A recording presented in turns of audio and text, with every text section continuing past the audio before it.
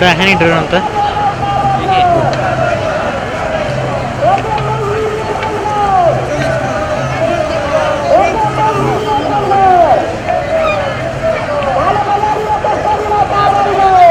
oke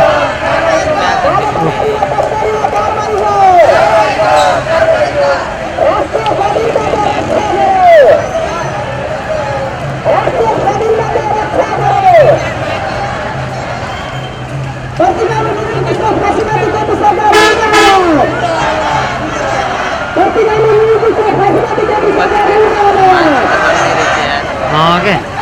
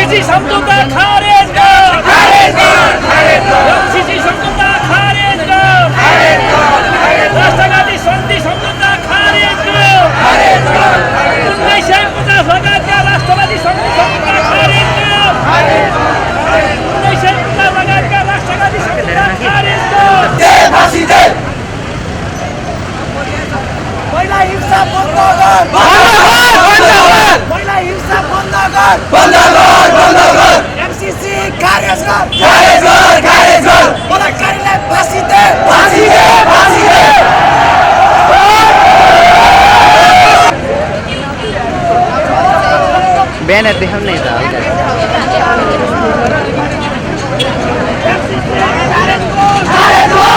त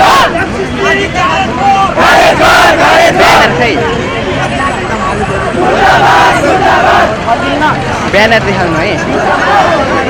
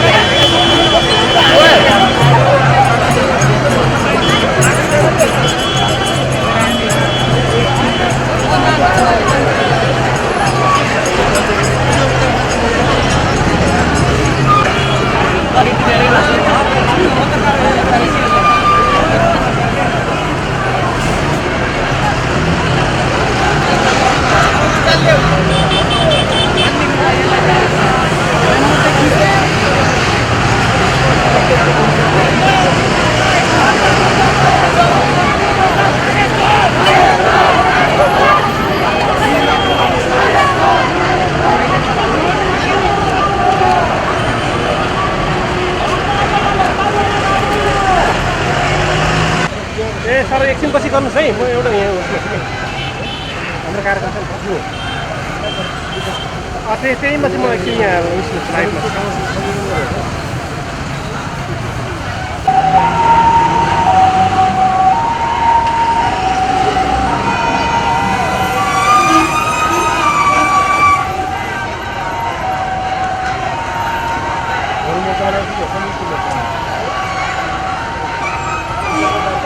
Lahir jam.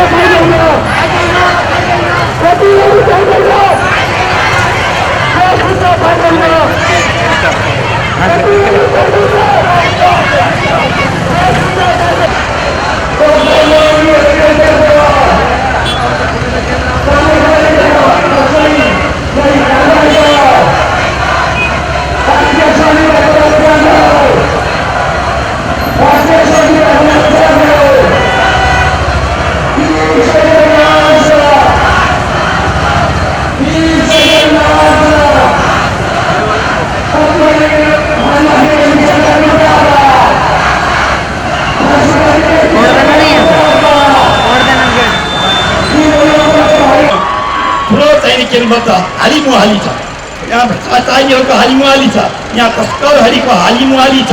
त्यति मात्रै होइन, यहाँ लोकशाहीको दिवालीहरूको हालिमुहाली छ। यस्तो स्थितिमा हामी कम्युनिस्टहरूले अर्थात् हामी वामपन्थीहरूले कस्तो खालको भूमिका खेल्ने भन्ने सवालमा अत्यन्तै गम्भीर भएर उठ्नुपर्ने जरुरी छ र हामीले गर्दै हामीले चाहिँ अगाडि बढ्नुपर्ने आजको आवश्यकता पनि हो। र मैले भने यहाँ हेर्नुहोस्, एउटा कुरा साथीहरूले बुझ्नुपर्ने कुरा के छ भने दक्षिणपन्थी अवसरवाद भन्दा वामपन्थी अतिपुरवाद पनि कम खतरनाक हुँदैन भनेर यदि भन्नुभएको छ, यो कुरा हामी बुझ्नु पऱ्यो। र दक्षिणपन्थी अवसरवाद भन्दा वामपन्थी अतिपुरवाद पनि खतरनाक हुने भएकोले हामी यी दुवैबाट पार्टीलाई मुक्त गराएर सही क्रान्तिकारी दिशातर्फ हामी अगाडि जानुपर्छ भन्ने हाम्रो सोचाइ हो। र यहाँ पहिला 2015 सालमा पनि जुन लडाइँ लडे, जुन संसदीय व्यवस्थामा चुनावमा हामीले पनि भाग लियौँ, त्यस बेलामा पनि गोर्खा दलहरू, विविध दलहरू त्यहाँ दिगले यहाँ क्रान्तिकारी शक्तिलाई चकनाचुर पार्नलाई, प्रजातान्त्रिक शक्तिलाई पनि चकनाचुर पार्नलाई 2017 सालमा सामन्ती अधिनायकवादी पञ्चायत व्यवस्था लादियो। राजा महेन्द्रले भूतको भरमा जनतालाई कुल्च्यो। यो स्थितिमा अब त्यति बेला कमरेड पुष्पलालले के भन्नुभएको थियो भने सम्पूर्ण राजनीतिक शक्ति एक हौ, अहिलेको अवस्था भनेको विघटित संस्कृतिको पुनर्स्थापना गर्नु हो, यस कारणले हामी अगाडि बढ्नुपर्छ र सम्पूर्ण राजनीतिक शक्तिहरू पनि एक हुनुपर्छ भन्ने नारा दिनुभएको थियो। जस अनुरूप त्यो कुरा गर्न धेरै समय लाग्यो र 2035-36 सालमा हामीले त्यो अभ्यास गऱ्यौँ र संयुक्त जनआन्दोलनको अभ्यास गऱ्यौँ र त्यसपछि आएर हामी 45 सालमा पनि पञ्चायत व्यवस्था समाप्त।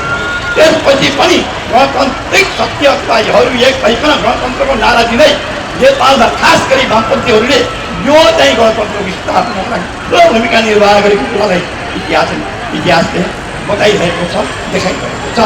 स्पष्ट रूपमा भन्न हामीले के भन्नुपर्छ भने अब पनि हामीले चाहेको व्यवस्था यस्तो होइन। हामी कम्युनिस्टहरू, हामी वामपन्थीले चाहेको व्यवस्था यस्तो होइन। हामीले चाहेको व्यवस्था सम्पूर्ण रोजीरोटीको ग्यारेन्टी, सबैलाई काम दामको ग्यारेन्टी, सबैलाई स्वास्थ्य, शिक्षा, रोजगारको व्यवस्था र आर्थिक समान। खाली राजनीतिक समताले राजनीतिले गर्दा मात्र खानु होइन। त्यस कारणले इकोनोमिक फ्रिडम पनि हामीलाई चाहिन्छ भन्ने कुरा हामी बुझ्नु। त्यसलाई रोक्नको लागि प्रतिक्रियावादीहरूले हरेक तहले हरेक किसिमले हामीलाई प्रोभिडेट गरेर अथवा नेपाल कम्युनिस्ट आन्दोलनलाई दिशाविहीन गति र लक्ष्यविहीन प्रहार गर्ने गरिरहेका छन्। यसबाट अगाडि हुनुपर्छ र हामीले आजका दिनमा कसरी अगाडि बढ्ने, कुन तरिकाले अगाडि बढ्ने भन्ने विषयमा समझदारी राखेर हामी वामपन्थीहरू अगाडि बढ्नुपर्ने आवश्यक छ। हामीमा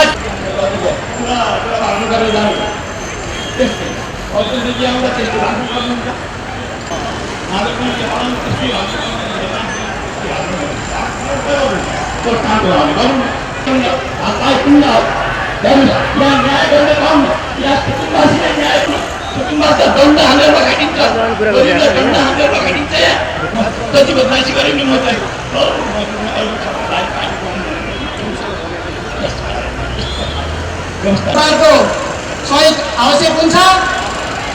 म अघिदेखि तपाईँहरूलाई अनुरोध गरिरहेको छु, शान्त रहिदिनु होला।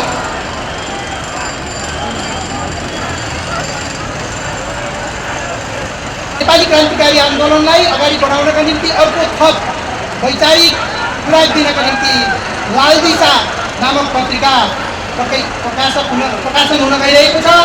त्यो पत्रिकाको विमोचन गरिदिनु हुनका निम्ति संयुक्त रणनैतिक संयुक्त मोर्चामा रहेका घटकका नेता कमरेडहरूलाई उक्त पत्रिका विमोचन गरिदिनु हुनका निम्ति म हार्दिक अनुरोध गर्न चाहन्छु।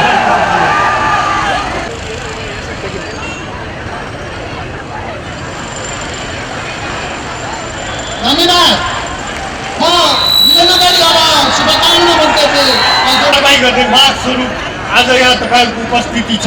यसलाई म गम्भीरताका साथ लिएको छु र तपाईँहरूको उपस्थिति र आवाजमा यो नागरिक आन्दोलनको तर्फबाट राष्ट्रिय स्वाधीनताका लागि नागरिक मञ्चको तर्फबाट हार्दिक ऐक्यबद्धता जाहेर गर्न चाहन्छु। यहाँहरूलाई जानकारी नै छ, म अहिले तपाईँहरूका बिचमा कालो कोटमा उभिएको छु र म यो कालो कोटबाट तपाईँहरूका बिचमा उभिँदै गर्दा म न्यायका खातिर म तपाईँहरूका खातिर तपाईँहरूको आवाजमा आवाज मिलाउनका खातिर उभिरहेको छु। यहाँहरूलाई थाहा होला, अङ्गिरा पासीहरूको हत्याराहरूका विरुद्धमा म अदालतहरूमा धाइरहेको छु, म न्यायको खातिर लडिरहेको छु, म आवाज बुलन्द गरिरहेको छु। तपाईँ विद्यार्थी युवाहरूले सोचे जस्तै तपाईँ विद्यार्थी युवाहरूलाई बोले जस्तै मलाई पनि बोलेको छ र त्यो बोल्ने मध्येको म एकजना पनि तपाईँ जस्तै न्यायको खातिर लडिरहेको छु, डटिरहेको छु। यहाँहरू धैर्य हुनुहोस्। म यहाँलाई जानकारी गराउन चाहन्छु कि भर्खरै मात्र पनि अङ्गिरा पासीका हत्याराहरू त अहिले कस्टडीमा छँदैछ र भागीरथीको हत्यारा पनि हिजो मात्रै पत्ता लागेको छ र त्यो अभियुक्तलाई नेपाल प्रहरीले नियन्त्रण गरिसकेको छ। र यस अर्थमा तपाईँ हामी सबै नेपालीको तर्फबाट हाम्रो यो मुलुकको सुरक्षा निकाय, अनुसन्धान निकाय नेपाल प्रहरीलाई पनि हामी हार्दिक धन्यवाद ज्ञापन गर्न चाहन्छौँ। यसरी नै हामी हरेक हत्याराहरूलाई पत्ता लगाउन सफलता प्राप्त गर्दै जानेछौँ भन्ने अपेक्षा समेत राख्न चाहन्छु। र अब म थोरै आजको कार्यक्रमका बारेमा थोरै केही विचार राख्न चाहन्छु कि मूलतः आजको कार्यक्रम यो मुलुकमा स्थापना भएको ताजा व्यवस्था लोकतान्त्रिक गणतन्त्र, यो लोकतान्त्रिक गणतन्त्रमा हामी पदार्पण गर्दै गर्दा यो लोकतान्त्रिक गणतन्त्रको 2072 को संविधानको पहिलो सरकार जो केपी शर्मा ओलीको नेतृत्वमा बनेको यो सरकारले हामीले नसोचेको कदम चाल्यो। हामीले कतिसम्म नसोचेको कदम भन्नुहुन्छ भने हामीले भन्दै आइरहेका थियौँ विश्वेश्वर प्रसाद कोइरालाको सरकारलाई अपदस्थ गरेर, विश्वेश्वर प्रसाद कोइरालाको प्रजातान्त्रिक सरकारलाई अपदस्थ गरेर राजा महेन्द्रले कु गरे भन्दै आइरहेको पृष्ठभूमिमा त्यो श्रृङ्खलामा आज हामीलाई नमिठोसँग व्यक्त गर्न परिरहेको छ कि जनताले नै चुनेको यो लोकतान्त्रिक गणतान्त्रिक व्यवस्थाकै प्रधानमन्त्रीले पनि कु गर्दा रहेछन्। त्यो कुको मुर्दाबादका खातिर आजको यो जनउपस्थिति हो, यो आजको नागरिक उपस्थिति हो भन्ने मैले बुझेको। त्यसले गर्दा आदरणीय जनसमुदायहरू, अहिले देशमा दुईटा खेमामा राजनीति विभक्त भएको छ। एउटा संविधानको पक्षमा संवैधानिक तवरले देश चल्नुपर्छ, विधिको शासन कायम रहिरहनुपर्छ र असंवैधानिक कदमहरू खारेज हुनुपर्छ भन्ने एउटा तमाम पन्थी छ, आम नागरिक पन्थी छ। त्यसमा तमाम राजनीतिक दलहरू, तमाम राजनीतिक शक्तिहरू एकातिर छन् भने अर्कोतर्फ सम्माननीय प्रधानमन्त्री केपी शर्मा ओलीले नेतृत्व गरेको एउटा मोर्चा छ जसले जानी बुझिकन पनि पुस 5 मा गरेको संसदको विघटन असंवैधानिक छ भन्ने जानी बुझिकन पनि हामी ठिक छौँ, हामीले गरेको ठिक छ, हामीले जे गर्छौँ ठिक गर्छौँ, जे गर्नेवाला छौँ त्यो पनि ठिक गर्नेवाला छौँ भन्ने ढङ्गको ढिपी पेश गर्दै यस्तै ठुल्ठुलो जनमासहरू उपस्थित गराएर आफ्नो भनाइहरू राख्ने गरेको छ। यसरी दुई किताबमा बाँडिएको स्थितिमा यहाँहरूका बिचमा म थोरै कुरा राख्न चाहन्छु। यो मुलुकको संविधान नेपाली जनताका प्रतिनिधिहरूले बनाएको संविधान सभाबाट बनेको हो र त्यो संविधानमा लेखिएको व्यवस्था यो मुलुकमा लागू हुने हो भने अहिले सम्माननीय प्रधानमन्त्रीले गरेको पुस 5 को संसद विघटनको कदम कुका विरुद्धमा देशव्यापी रूपमा चाहिँ आम जनसमुदाय त्यसका विरुद्धमा छन् र त्यो विषयको मुद्दा अहिले सर्वोच्च अदालतमा विचाराधीन अवस्थामा छ र त्यो विचाराधीन अवस्थामा भए पनि जनमा त्यसको विमर्श भइरहेको छ, जनमा त्यसका बारेमा खुल्ला बहस भइरहेको छ र आजको यो कार्यक्रम पनि त्यसका विषयमा एक प्रकारको खुल्ला बहस हो र त्यो बहसको एउटा अङ्ग मेरो भनाइ पनि हो र त्यो भनाइ भनेको के हो भने त्यो संसद विघटन सर्वथा असंवैधानिक छ। त्यो असंवैधानिकलाई सर्वोच्च अदालतले यथासमयमा यदि नसच्याउने हो भने यो मुलुक प्रतिगमनतर्फ उन्मुख हुन्छ, यो मुलुकको चाहिँ अस्तव्यस्तता चाहिँ सिर्जना हुन्छ। त्यसतर्फ पनि ध्यान दिएर सर्वोच्च अदालतले, हाम्रो न्यायपालिकाले अविलम्ब यो विषयलाई टुङ्ग्याउने गरी जतिसक्दो छिटो त्यसलाई न्यायिक पुनरावलोकनको जो अधिकार छ त्यो एक्स्ट्रा अधिकारलाई प्रयोग गरेर छिटो देशलाई चाहिँ कानुनी राजमा कानुनी ट्र्याकमा राजनीतिक ट्र्याक बनाउनका निम्ति अहिले सर्वोच्च अदालतको जिम्मामा यो विवाद पुगेको छ र यो विवादलाई सर्वोच्च अदालतले यथा समयमै टुङ्ग्याउने छ भन्ने अपेक्षा चाहिँ यहाँहरूका बिचमा पुनः स्वतन्त्र नागरिक आन्दोलनको तर्फबाट न्यानो स्वतन्त्र स्वाभिमानी स्वाधीन देशप्रेमी न्यानो अभिवादन चाहिँ बिदा हुन्छु। धन्यवाद, नमस्कार। आफैमा हास्यास्पद छ। आज जसले जे भने पनि यो राजनीतिक व्यवस्थाका हत्याकर्ताहरूले आफूलाई जे लाग्छ त्यो गर्न सक्दो रहेछन्। आज केपी ओलीका अगाडि यी सबै निर्णय भएका छन्। तर हामी क्रान्तिकारीहरू जसले यो संसदीय राजनीतिक व्यवस्थामा नै आमूल परिवर्तन गरेर जनगणतन्त्रको हुँदै समाजवादको दिशामा अग्रसर हुने परिकल्पना गरेका छौँ। त्यो हाम्रो लागि कुनै आश्चर्यजनक कुरा होइन। यो स्वाभाविक छ। यो यस्तै हुन्छ यो व्यवस्थामा। यहाँ मात्रै होइन, त्यो अमेरिकामा देख्नुहोस्। अमेरिकामा चुनाव हारेका राष्ट्रपतिले सदनमाथि हमला गरेर गोली चलाएर थुप्रै कार्यकर्तालाई मारेको इतिहास छ। आफूलाई लोकतन्त्रको ठुलो प्रचार गर्ने अमेरिकामा हामीले यो कथित लोकतन्त्रलाई देख्छौँ भने अझ हाम्रो जस्तो देशमा यो हुनु स्वाभाविक छ र यस्तै श्रृङ्खलाहरू अझै अघि बढ्दै जानेछन्। यसै क्रममा आज देशमा विभिन्न कम्युनिस्ट पार्टीहरू छरपट्ट छन्। पहिले संसदीय चरित्र बोकेर केही चुनावी अभियानबाट नै यो देशको परिवर्तन गर्न सकिन्छ भन्छन्। तर यो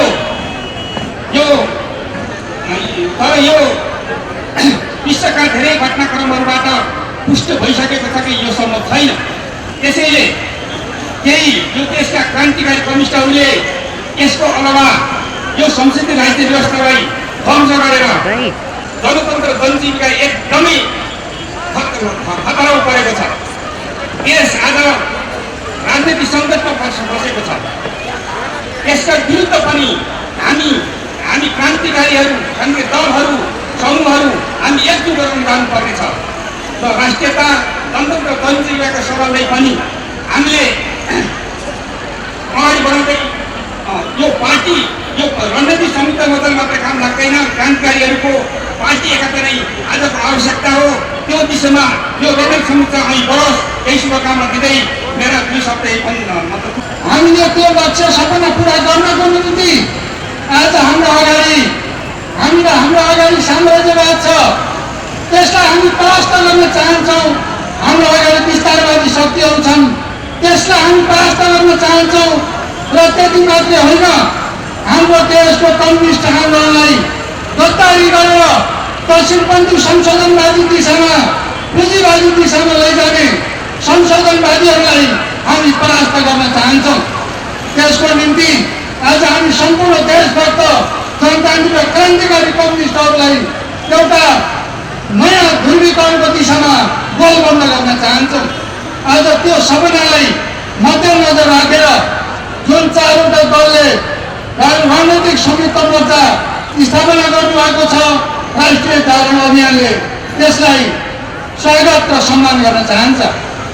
आदरणीय जनसमुदायहरू, आज हाम्रो देशमा पुँजीवादी लोकतान्त्रिक प्रणाली स्थापना भएको छ। जुन व्यवस्था हामी करिब सुकुम्बासी किसान मजदुरहरूको व्यवस्था होइन, यो संसदीय व्यवस्था भनेको दलालहरूको व्यवस्था हो, कमिसन खोरहरूको व्यवस्था हो र नवउदारवादको लौरो टेक्ने नक्कली छद्मवेशी कम्युनिस्टहरूको व्यवस्था हो। जबसम्म हामीले यो व्यवस्थाको अन्त गर्दैनौँ, जबसम्म यो व्यवस्थालाई ध्वस्त गर्दैनौँ, त्यति बेलासम्म हामीले देशमा जनगणतन्त्रको स्थापना गर्न सक्दैनौँ। त्यति बेलासम्म हामीले यो देशमा न्यायदण्डी क्रान्ति सम्पन्न गर्न सक्दैनौँ। हामीले यो देशमा वैज्ञानिक समाजवादी व्यवस्था स्थापना गर्न सक्दैनौँ। त्यस कारणले आज हामीलाई सबै प्रकारका विरोधी शक्तिहरूका विरुद्ध आज नेपाली कम्युनिस्ट आन्दोलन एउटा नयाँ दिशामा अगाडि बढाउन आवश्यक भएको छ। इतिहासले पहिलो समयमा एउटा चिजको माग गर्छ। इतिहासको रेखा क्रान्ति, प्रतिक्रान्ति, क्रान्ति हुँदै अगाडि बढ्छ। आज नेपाली कम्युनिस्ट आन्दोलनले 2006 सालदेखि आजसम्मको इतिहासमा अत्यन्तै धेरै आरोह पार गर्दै आएको छ। ठुला ठुला त्याग बलिदानहरू गर्दै आएको छ र हजारौं शहीदहरूले रगत पसिना र आँसु बगाएका छन्। तर हाम्रा सपनाहरूमाथि, हाम्रा उद्देश्यहरूमाथि, हाम्रा लक्ष्यहरूमाथि नेपाली कम्युनिस्ट आन्दोलनभित्रबाट गद्दारीहरू भएको छ, विश्वासघात भएको छ र हामीले फेरि नयाँ सिराबाट हामीले नेपाली कम्युनिस्ट आन्दोलनलाई पुनर्गठनको दिशामा लैजानुपर्ने आवश्यकता छ।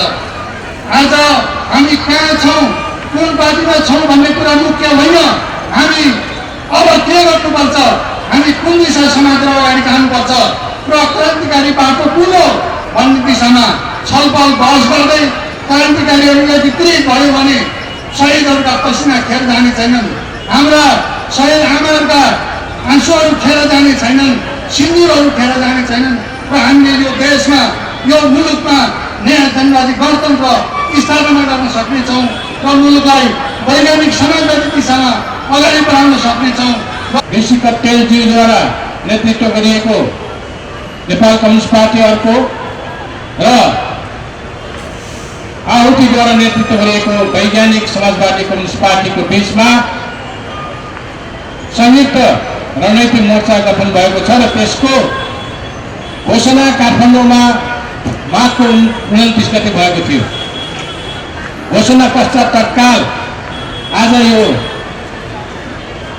5 नम्बर प्रदेशको पहिलाको राजधानी भनौँ र एउटा ऐतिहासिक नगरी बुटोलमा पहिलो जनसभा सम्पन्न हुँदैछ।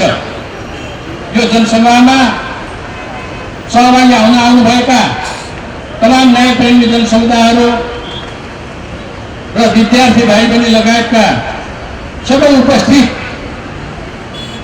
हाम्रा दाजुभाइ दिदीबहिनीहरूको यो चाहिँ सहभागिताले निकै उत्साहित बनाएको छ, उत्साहित भएको छु।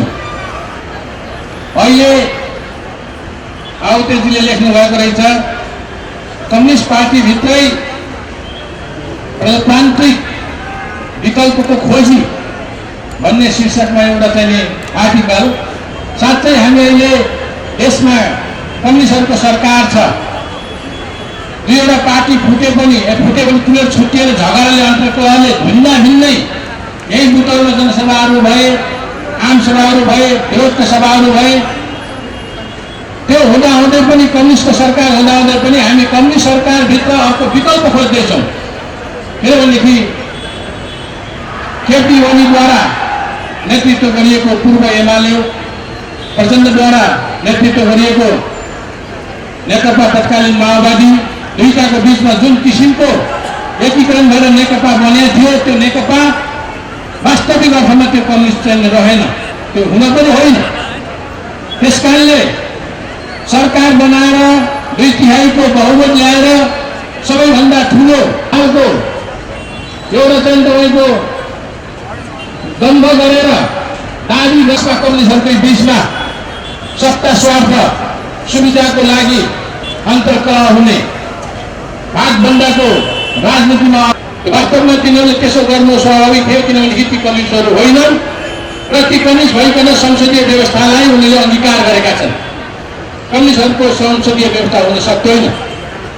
त्यसकारणले अहिले देशमा उनीहरूको अन्तर्कलह, वैदेशिक शक्तिको चलखेल र प्रतिगामीहरूको समेत साथगाँठले देशमा एक किसिमको राजनैतिक सङ्कट उत्पन्न भएको छ।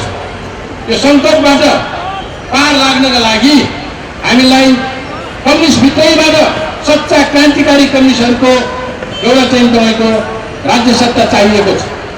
त्यसकारणले त्यो दिशामा अहिले चारवटा राजनैतिक दलहरूको बीचमा, क्रान्तिकारी राजनैतिक दलहरूको बीचमा पार्टी एकता नभए पनि पार्टी एकताकै प्रारूपको रूपमा अहिले रणनीतिक संयुक्त मोर्चा गठन भएको छ र त्यसले देशमा एक किसिमको नयाँ तरङ्ग पैदा गरेको छ, नयाँ राजनैतिक माहौलको सिर्जना गरेको छ र त्यसलाई सर्वत्र त्यसको चाहिँ स्वागत गरिएको छ।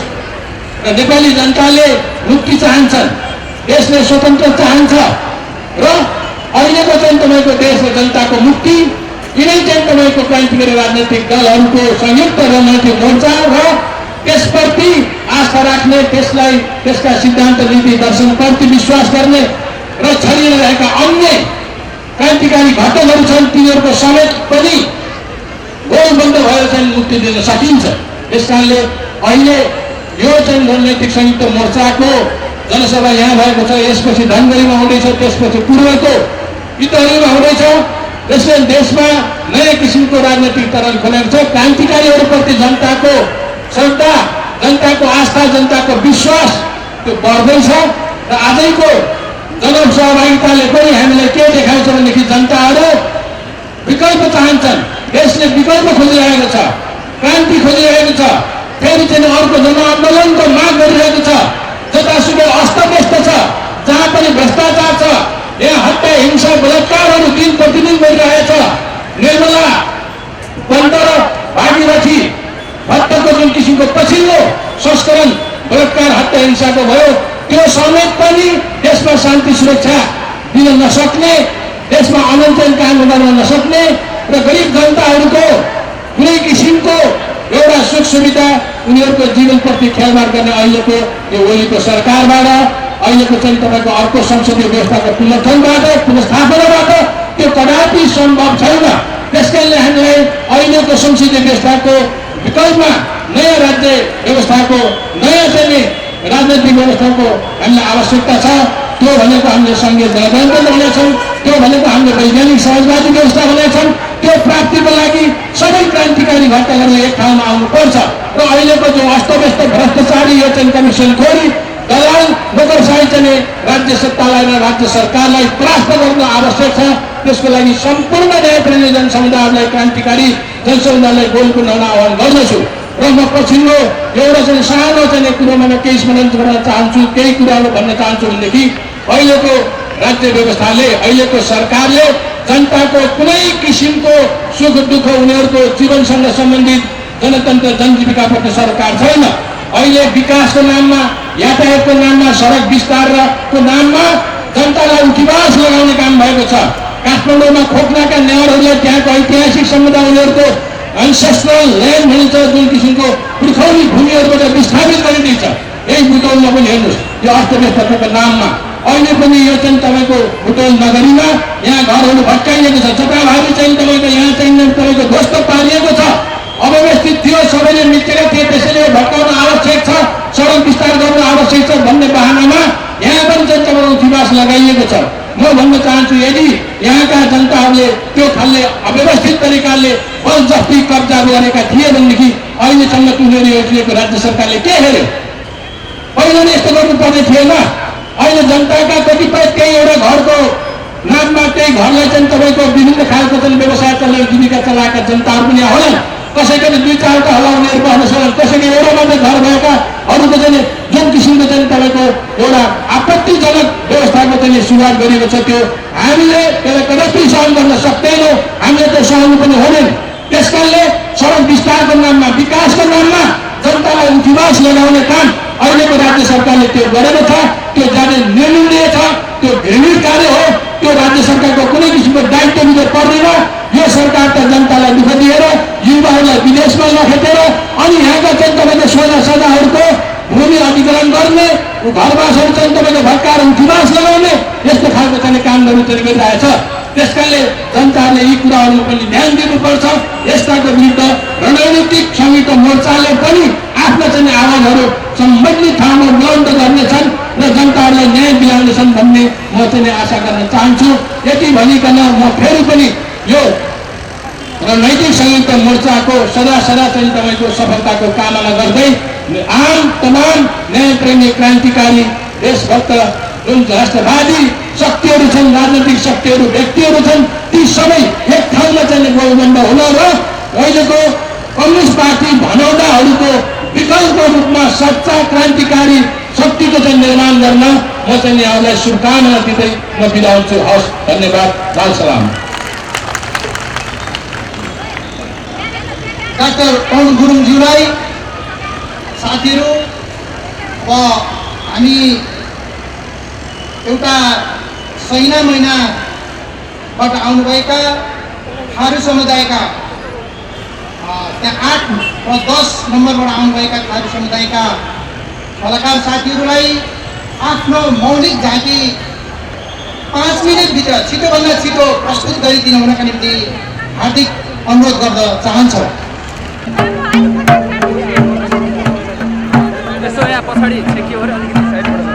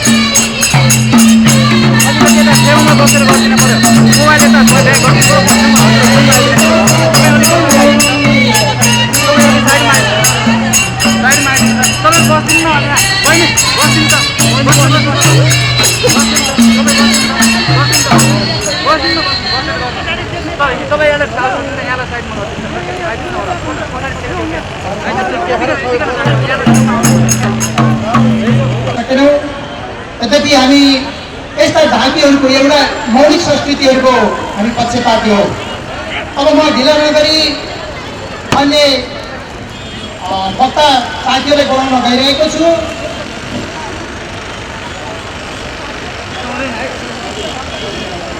रणनैतिक संयुक्त मोर्चाका सदस्य कमरेड भेषराज भुषालजीलाई आफ्नो शुभकामना मन्तव्य राखिदिन हुनको निम्ति हार्दिक अनुरोध गर्न चाहन्छु। सबै क्षेत्रका देशभक्त वामपन्थी र न्याय प्रेमी जनसमुदायहरूमा तत्कालीन नेकपा माओवादीका अध्यक्ष भनिएका प्रचण्ड र अहिले स्खलित भएका पुष्पकमल दाहाल गणतन्त्रको स्थापना भइसकेपछि गणतन्त्रको आन्दोलनलाई खिसीचिउरी गर्ने, गणतन्त्रको आन्दोलनलाई बैलगाडा चढेर अमेरिका पुगिँदैन भन्ने उपहास गर्ने केपी शर्मा ओलीको नेतृत्व फेरि गणतान्त्रिक नेपालले प्राप्त गर्यो र आजको यो नियति भोग्नु परिरहेको छ।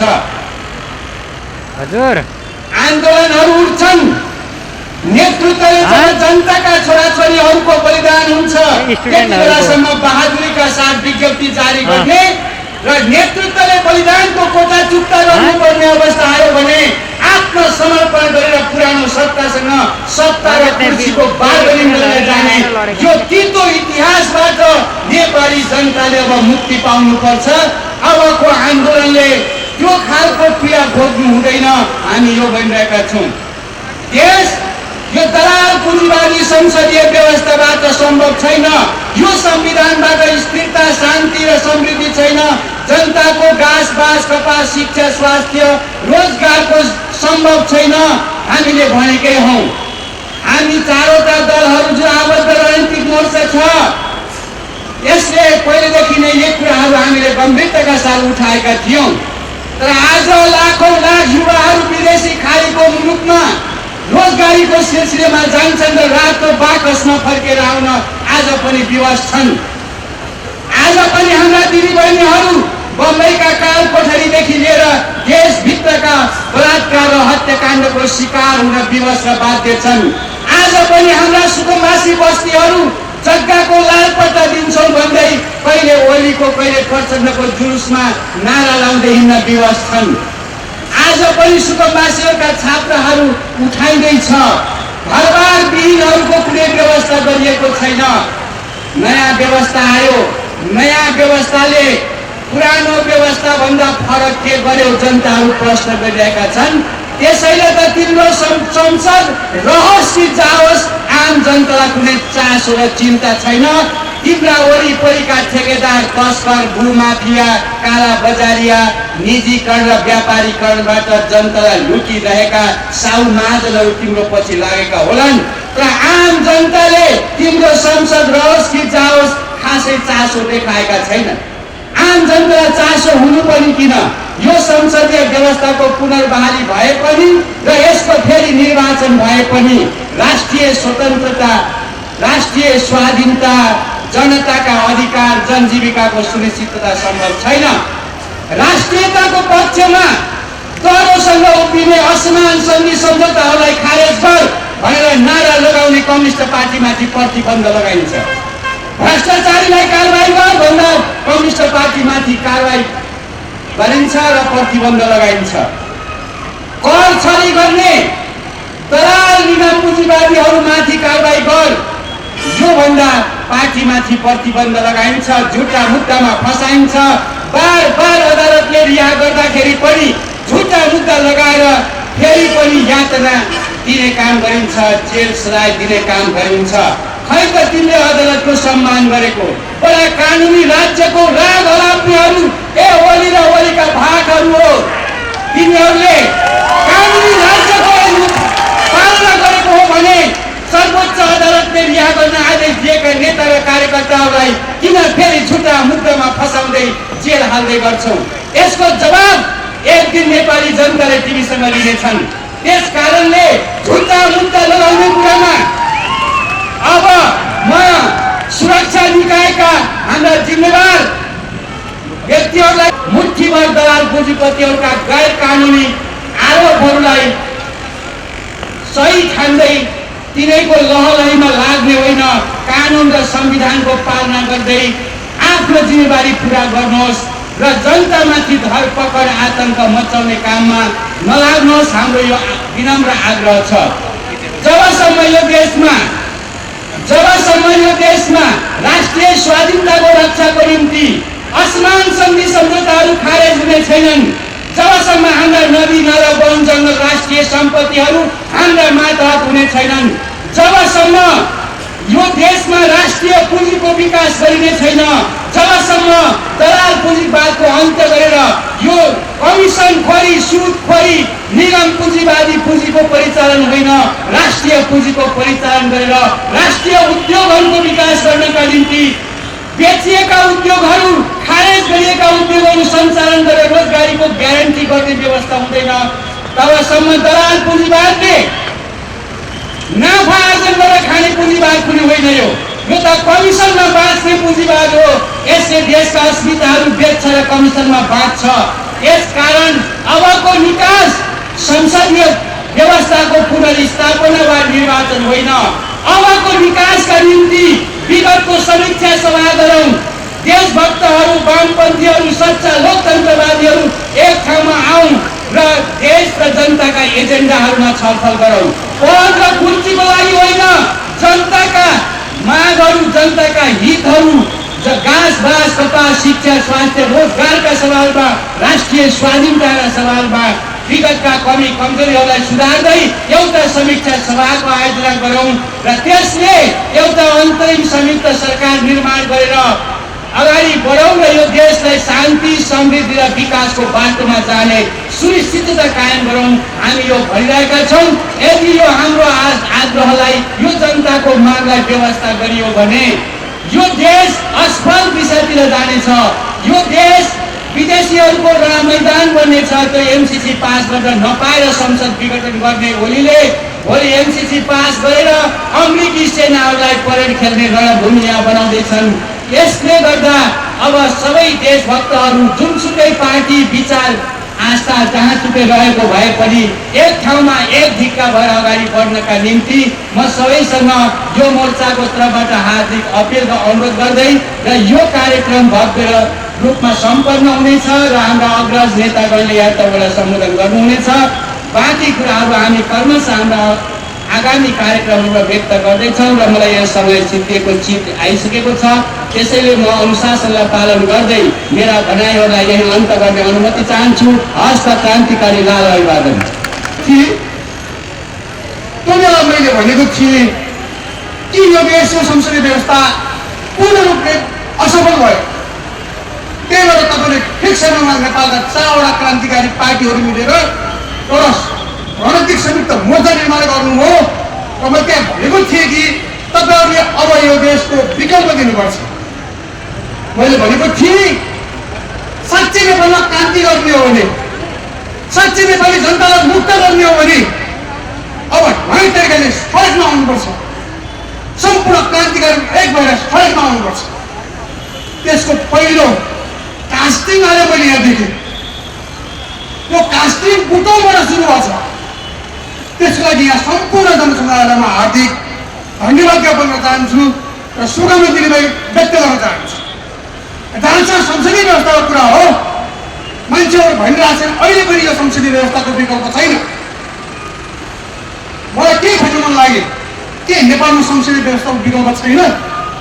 केपी ओली र प्रचण्डले एउटै पार्टी बनाएर चुनाव लड्दै गर्दाखेरि उनीहरूले लगभग के बहुमत ल्याउँदाखेरि के नेपालमा विकास गर्ने, नेपाली जनताको घाँस बाँस कपास स्वास्थ्य शिक्षा रोजगारीको पूर्ण ग्यारेन्टी गर्न कसले रोकेको थियो? के तिमीले गरेनन्? निर्मला पन्त हत्या भएको अहिले 2.5 वर्ष भयो। अहिलेसम्म हत्या पत्ता लाग्न सकेको छैन। त्यो कसले रोकेको थियो? के अरू पार्टीहरूले रोकेको थिए? अहिले 4 मोल के अरे यो पार्टीहरूले रोकेको थियो? के विकास निर्माण गर्न ती पार्टीहरूले रोकेका थिए? तिमीले केपीओलीले गर्न सकेन। अहिले हामी देख्छौँ सडकमा रमाइलो छ। अहिले केही भाइ बहिनीहरू आउनुभयो यहाँ आइलेबु केपी बा भन्नु लाग्यो मन लाग्छ यो आइलेबु केपी बा कहाँबाट आयो आइलेबु केपी बा आउने यो जुलुसमा अनि आइलेबु केपी बा भन्ने त्यो कहाँसम्म सही हो यो हेलो त्यही भएर म देखिरहेको छु कहाँ छ त्यहाँ षड्यन्त्र झन् नयाँ तरिकाले भइरहेको छ अहिलेबाट रमाइलो चलिरहेको छ नेपालमा हेर्नुहोस् कोही सडकमा संसद पुनर्स्थापना गर्नुपर्छ भनेर दिनदिनै सडक आन्दोलन गरिरहेको छन् कोही होइन चुनाव गर्नुपर्छ भनेर भनिरहेको छन् र आम जनतालाई भ्रम सिर्जना गरिरहेको छ अहिलेसम्मको देश चल्न नपाउने दिनभरि 16 घन्टा काम गर्ने र त्यही गरी खेल्न नपाउने साउनी र आफ्नो शान्त रगत बेचेर नेपालको सरकार र सत्तालाई टिकाइराख्नु लागि आफ्नो रिमिटेन्स पठाएर टिकाउने मान्छेहरूको सत्ता आयो कोही मजदुर साथीहरू हुनुहुन्छ होला त्यो विद्यार्थी साथीहरू पनि हुनुहुन्छ भनेदेखि के तपाईँले सही शिक्षा पाउनुपर्छ तपाईँले राम्रो पढ्नु पाउनु भने तपाईँको पहिलो छनौटका हुन्छ अमेरिका हुन्छ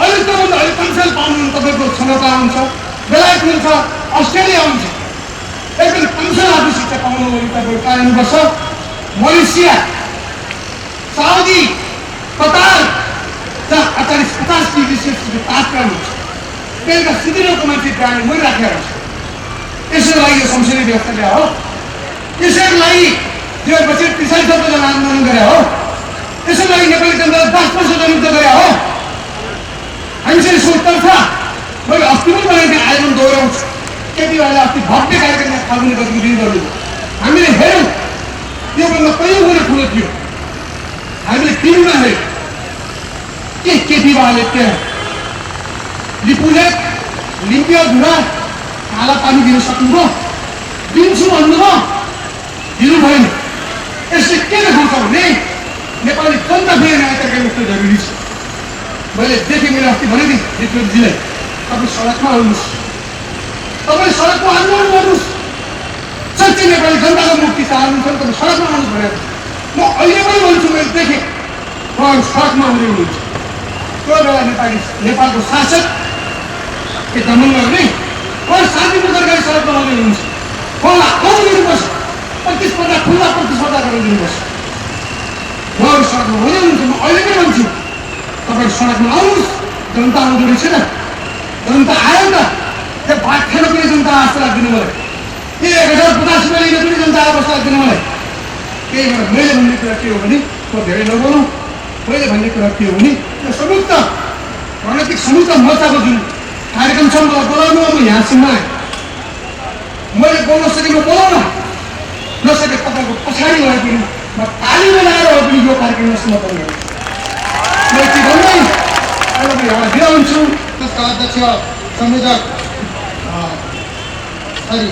राष्ट्रिय जागरण मञ्चका संयोजक गुणराज मोदीजीलाई अब मुख्य वक्ता साथीहरूलाई आफ्नो भनाइ राखिदिनुहुनको निम्ति म हार्दिक अनुरोध गर्दै अब हामी महत्त्वपूर्ण वक्ताहरूतिर जाँदैछौँ आदरणीय जनसमुदायहरू मर्न पर्छ एक दिन सबैले हामी पनि मर्छौँ मर्दा हामी जनताको शिर उठाइ मर्छौँ स्वाभाविक रूपमा नेपाली जनताहरूले बलिदान गर्दै आएका छन् 2007 सालमा पनि बलिदान गरे 2036 सालमा पनि बलिदान गरे 2046 सालमा पनि बलिदान गरे जनयुद्धमा पनि बलिदान गरे 62-63 सालमा पनि बलिदान गरे तर जनताको जीवनमा कुनै परिवर्तन आएन तर आज फेरि त्यही संसदीय दलाल पुँजीवादी व्यवस्था हामीमाथि लागिरहेको छ यसको विरुद्धमा रणनीतिक संयुक्त मोर्चाले आफ्नो योजनासहित आफ्नो कार्यक्रमसहित तपाईँहरूको बिचमा आएको छ यसलाई मुख्य नेताहरूले सम्बोधन गर्दै हुनुहुन्छ अब म तिनै मुख्य नेताहरूमध्येका एक महत्त्वपूर्ण नेता वैज्ञानिक समाजवादी कम्युनिस्ट पार्टी नेपालका संयोजक तथा विश्लेषक चिन्तक कमरेड विश्वभक्त दुलाल आहुतिजीलाई आफ्नो सार्वजनिक गम्भीर मन्तव्य राखिदिनु हुनको निम्ति म हार्दिक अनुरोध गर्न चाहन्छु। विश्वबाट कुरा आउँथ्यो र उनीहरूका पछाडि हिँडिरहेका थिए गाउँपालिका र नगरपालिकामा भ्रष्टाचार स्टेज माथि नै छु क्या चढेको स्टेजमा हेर न आज एउटा बिल्कुल नयाँ देशमा यस्तो लाग्थ्यो कि केपी ओलीहरू र प्रचण्ड माधव नेपालहरू बाहेक यो देशमा अरू कोही पनि छैन कि के हो कसैसँग अर्को वैकल्पिक राजनीति छैन कि के हो यो बाहेक नयाँ विचार यो बाहेक नेपाली जनता र नेपाल राष्ट्रलाई अगाडि बढाउने विचार छैन कि के हो एउटा निकै ठुलो भ्रम थियो एउटा अन्य जस्तो अवस्था थियो तर आज चार पार्टीद्वारा निर्मित यो रणनैतिक संयुक्त मोर्चाले पहिलो चरणको कार्यक्रम अन्तर्गत हामी यो दोस्रो कार्यक्रम बुटोलमा जो आयोजना गरिरहेका छौँ यसबाट प्रष्ट भएको छ कि नेपाल राष्ट्र र नेपाली जनतालाई अगाडि बढाउनका निम्ति नयाँ विकल्प दिने अर्को नयाँ शक्ति रङ्गमञ्चमा आएको छ हामी आएका छौँ धेरै मानिसहरूलाई लागेको छ कि यो रणनैतिक संयुक्त मोर्चा भनेको चार पार्टीले गठबन्धन गरे होला भन्ने खालको भान परेको छ कुरा त्यस्तो छैन कुरा अर्कै छ कुरा के अर्कै छ भने अहिले संसदवादी पार्टीहरू संसदमा रिङिरहेका पार्टीहरू यही दलाल पुँजीवादी संसदीय व्यवस्था भित्रबाट समाधान खोज्न प्रयत्न गरिरहेका छन् जुन सम्भव छैन तर हामीले भने यो व्यवस्थाकै विकल्प खोज्न पर्छ भनेका छौँ त्यसकारणले यही व्यवस्थाभित्र एउटाको ठाउँमा अर्कोलाई प्रधानमन्त्री बनाउन वा एउटाको ठाउँमा अर्कोलाई गृहमन्त्री बनाउन वा एउटा पार्टीको ठाउँमा अर्को पार्टीलाई सरकारमा पुर्याउनका निम्ति यो मोर्चा खुलेको छैन बरु 3 करोड जनता मध्ये 1.25 करोड जनतालाई विदेशमा जान बाध्य पार्ने भूमि सुधारको मुद्दालाई खाइदिने र किसानहरूलाई बेघरबार बनाउने मजदुरहरूलाई हडतालको अधिकार समेत खोज्न थाल्ने दलितहरू महिलाहरूलाई लगातार अधिकार च्युत बनाउने यो संसदीय दलाल पुँजीवादी व्यवस्थाकै विकल्पको निम्ति हामी अगाडि बढेका छौँ त्यसकारणले यो अरूले गर्ने जुलुसहरू केपी ओलीले गर्ने जुलुस वा प्रचण्ड माधवले गर्ने जुलुस भन्दा यो बिल्कुल फरक कुरा हो यो बिल्कुल फरक यसकारणले हो कि यो यही व्यवस्थाभित्र तालतुल पारेर यो समस्या हल हुँदैन भन्ने हाम्रो कुरा हो अहिले नेपालको राजनीतिमा 3वटा विचार आइरहेको छ एउटा केपी ओलीहरूले एउटा विचार ल्याएका छन् कि मेरै पार्टीका केही मानिसहरूले मलाई काम गर्न दिएनन् त्यसकारणले मैले संसद विघटन गरेर अब चुनाव गर्ने हो समस्या समाधान गर्ने हो सुन्दा पनि निकै नै हाँसो लाग्दो विषय छ यो किनकि यो दलाल संसदीय व्यवस्थामा कुनै पार्टीले बहुमत पाउनु भनेको सबभन्दा ठुलो उपलब्धि मानिन्छ अझ त्यो पार्टीलाई त जनताले हो कि यही कम्युनिस्ट ठानेर करिब करिब यो संसदीय व्यवस्थामा कस्तो सरकारले चाहिँ काम गर्छ त अब कसैले पनि काम गर्न सक्दैन त्यसकारणले चुक्ने समय कि पहिले नै 2/3 सरकार भइसकेको चिजलाई भङ्ग गरेर फेरि चुनावमा गएर फेरि त्यस्तै सरकार बनाउने सीमातिर भएका केही राजनीतिक अधिकारहरू पनि खोज्नेतिरको यात्रा हो त्यो निरङ्कुशतावादी यात्रालाई हामी कुनै हालतमा सफल हुन दिँदैनौँ र त्यसका विरुद्ध हामीले दृढतापूर्वक सङ्घर्ष गर्नु नै छ अर्को विचार प्रचण्ड र माधवहरूले अगाडि सारेका छन् उनीहरूले भनेका छन् कि अदालतबाट संसद बिउत्यो भने अथवा यही संसद भङ्ग गरिएको संसद बिउत्यो भने समस्या समाधान हुन्छ र त्यो पार्टीले अचम्मको आन्दोलन गरिरहेका छ अहिलेदेखि त्यो पार्टीले अचम्मको आन्दोलन जे निर्णय गर्छ हामी त्यही मान्छौँ अदालतले जे निर्णय गर्छ त्यही मान्छौँ भनेपछि त्यो राजनीतिक आन्दोलन हुँदैन राजनीतिक आन्दोलन हुनका निम्ति राजनीतिबाट फैसला गर्छु भन्न सक्नुपर्ने हुन्छ कानुनबाट फैसला गरेर हुँदैन त्यसकारणले उनीहरूको आन्दोलन वास्तवमा 3टा शक्तिहरूलाई घुर्की देखाउने वा आफ्नो हामीसँग कति जनता छन् भनेर देखाउने एउटा रट्ठाबट्ठा बाहेक अरू केही पनि होइन एउटा अदालतलाई हामीसँग मान्छे छन् भनेर देखाउने अर्को निर्वाचन आयोगलाई हामीसँग मान्छे छन् भनेर देखाउने र देशी विदेशी अन्य शक्तिहरूलाई मान्छे त हामीसँग छन् है भनेर देखाउने कुरा बाहेक त्यो कुनै राजनीतिक आन्दोलन होइन राजनीतिक आन्दोलन हुनका निम्ति अदालत होस् वा कुनै पनि ठाउँबाट होस् यो संसद विघटन गर्ने कामको विरुद्ध हामी फैसला लिइसक्छौँ भनेर राजनीतिले नै निर्णय गर्ने ढङ्गले उनीहरू गयो भने मात्रै त्यो उनीहरूको स्तरको आन्दोलन हुनसक्छ ठिक बेठिक जे भए पनि तर उनीहरूले आन्दोलन अहिले गरिरहेका छैनन् शक्ति प्रदर्शनको नाममा मान्छेहरू डाकिरहेका छन् के त्यो समाधान हो हामीलाई लाग्छ त्यो समाधान होइन। प्रतिगमन कहिलेदेखि बन्ने हो त्यो महत्त्वपूर्ण कुरा हो। पुस 5 गतेदेखि बन्ने हो भने चित्र अर्कै आउँछ, त्योभन्दा अगाडिदेखि बन्ने हो भने चित्र अर्कै आउँछ।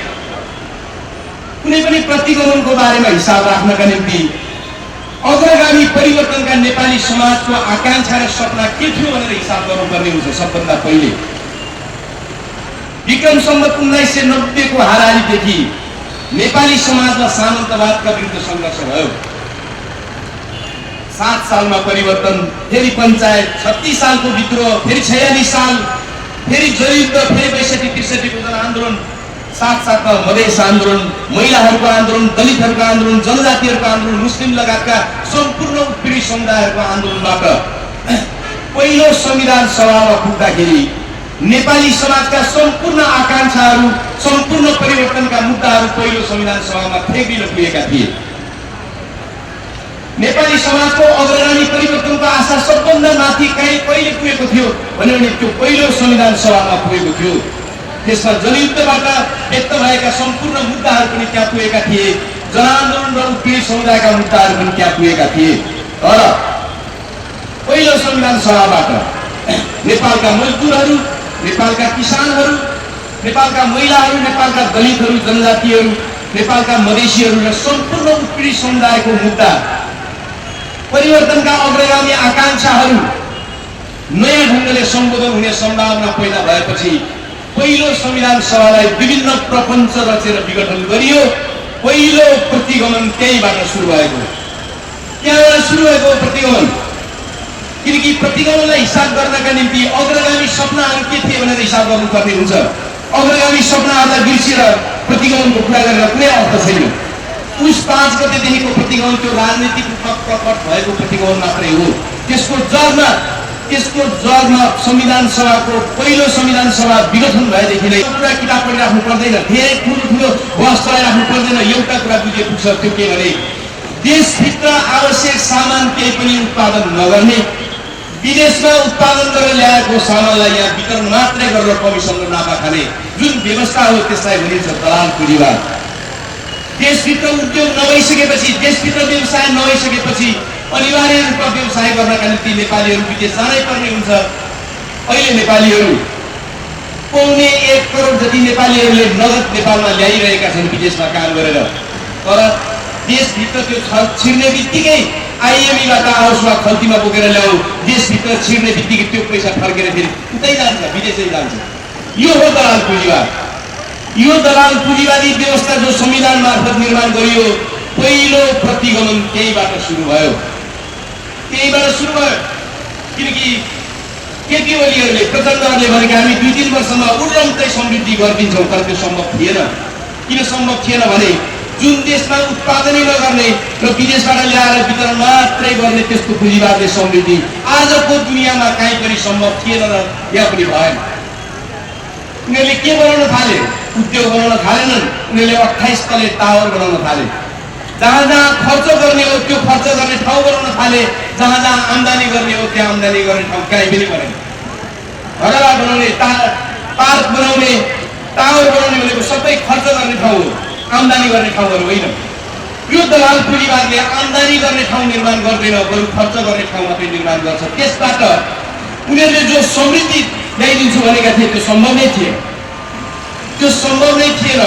त्यो सम्भव नभइसकेपछि स्वाभाविक रूपमा त्यो पार्टीभित्र पनि सङ्कट पैदा भयो, त्यो व्यवस्था पनि असफल हुन थाल्यो। हामी सबैले सोच्यौँ संसदीय व्यवस्थामा बहुमत 2/3 आइसकेपछि पनि चल्दैन भने यो संसदीय व्यवस्था सफल कसरी हो?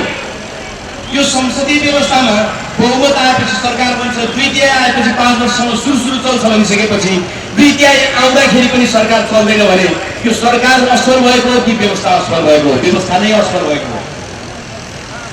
त्यसकारण समस्या व्यवस्थामा छ। मैले भने पहिलो प्रतिगमन पहिलो संविधान सभाको विघटनबाट सुरु भयो। दोस्रो प्रतिगमन नयाँ संविधान मार्फत यहाँ दलाल पुँजीवादी व्यवस्था निर्माणबाट सुरु भयो। किनकि दलाल पुँजीवादी व्यवस्थाले यो देशको, यो जनताको कसैको पनि समस्या हल गर्नै सक्दैन, असम्भव थियो। तेस्रो प्रतिगमन कसरी सुरु भयो भने तेस्रो प्रतिगमन पहिलो संविधान सभाले नेपालका विभिन्न पीडितहरूको बारेमा गर्न खोजेका व्यवस्थाहरूलाई दोस्रो संविधान सभामा उल्टो र उनीहरू असफल भए। त्यो असफलताको परिणामस्वरूप आफैलाई टिकाउनका निम्ति आफ्नो गुटलाई टिकाउनका निम्ति 2-3 वर्षसम्म राष्ट्रवादको ठुला नारा दिने केपी ओलीहरू आफूलाई सङ्कट आएपछि आफ्नो कुर्सी गुमे भइसकेपछि हाक्की पालवाटारमा भारतको गुप्तचर संस्थाको प्रमुखलाई राति बोलाएर भेट्न थाले। उनीहरूको राष्ट्रवादको लङ्गोटी च्यातियो, उनीहरूको पर्दा च्यातियो, किनकि उनीहरू न देशभक्त थिए न राष्ट्रवादी थिए। वास्तवमा उनीहरू नाटक गरिरहेका थिए। आफूलाई अप्ठ्यारो पर्दाखेरि त्यो कुरा पनि भण्डाफोर भयो, सङ्कटग्रस्त भयो। किनकि राष्ट्रियताको सवालमा पनि विदेशी गुप्तचर संस्थाको प्रमुखलाई प्रधानमन्त्री निवासमा बोलाएर गुपचुप गर्नुपर्ने भनेको राष्ट्रिय स्वाधीनताको मुद्दा समाधान हुनेतिर गएको हो कि बल्झिनेतिर गएको हो? निश्चित रूपमा त्यो बल्झिनेतिर गएको हो। नेपाली राष्ट्रिय स्वाधीनताको मुद्दा समाधान हुनेतिर गएको होइन, त्यो बल्झिनेतिर गएको हो।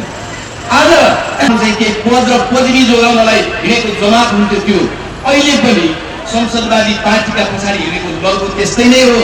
त्यसले परिवर्तनको निम्ति काम गर्न सक्दैन।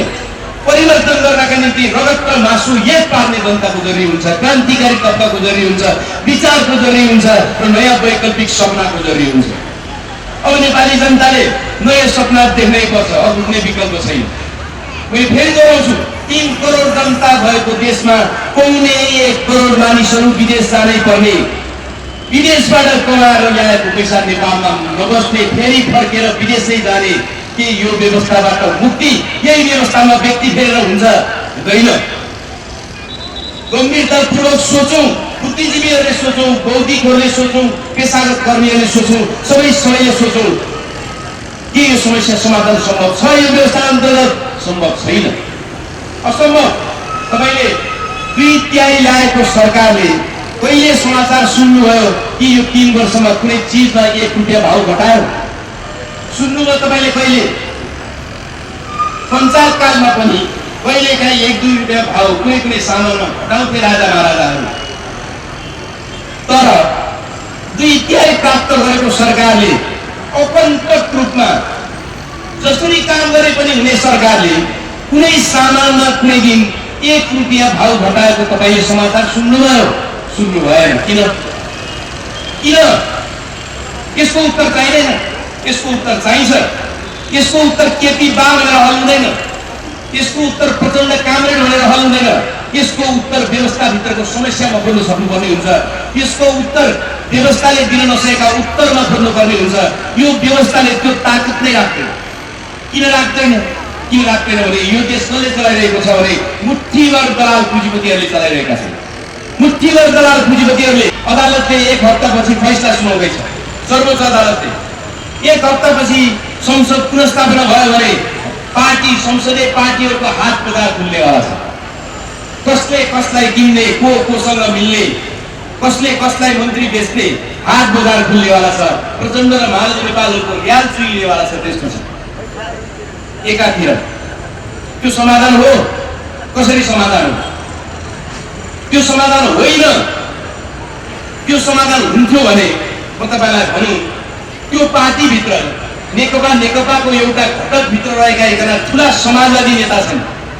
उनी कृषि मन्त्री भए। किन समाजवादी नेता कृषि मन्त्री भइसकेपछि त कम्तीमा किसानहरूको 1 थोपा आँसु त खुसिन्थ्यो होला भनेर धेरैले कल्पना गरे। धेरैले।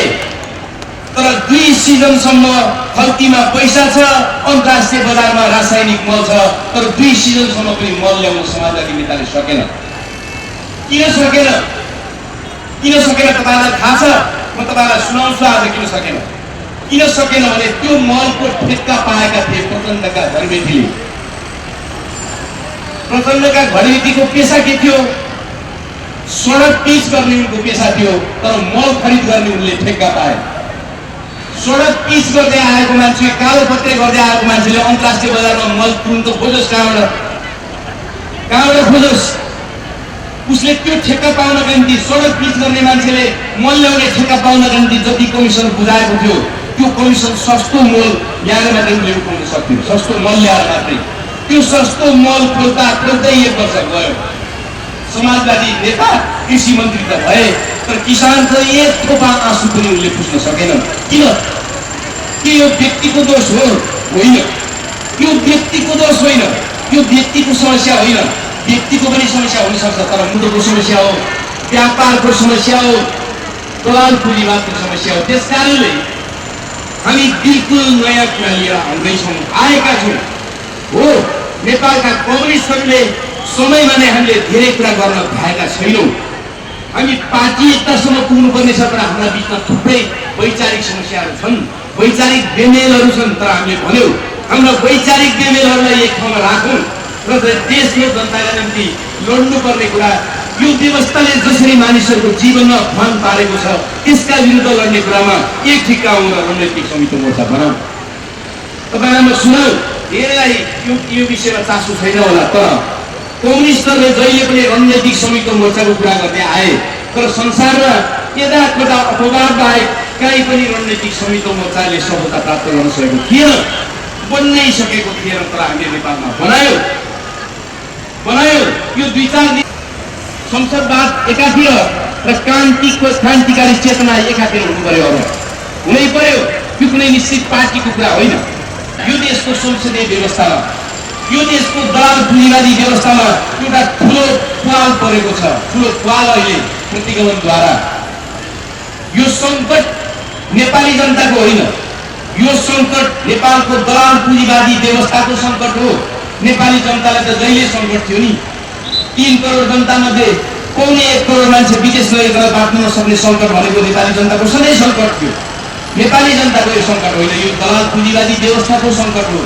त्यो दलाल पुँजीवादी व्यवस्थामा एउटा पाल परेको छ अहिले। हामी क्रान्तिकारी जनताले, हामी क्रान्तिकारी शक्तिहरूले त्यो सानो पाललाई एउटा ठुलो भङ्ग बजाउनु छ, त्यसलाई फटाउन पार्नु छ। त्यो दिशामा अगाडि बढाउँ, त्यो दिशामा अगाडि बढाउनको निम्ति सङ्गठित प्रयत्न गरौँ, निरन्तर प्रयत्न गरौँ, एउटा जनआन्दोलनको नयाँ आदि बेर उठाउँ। मैले अहिले तपाईँहरू सहयोग गर्ने यही नै हो। बिदा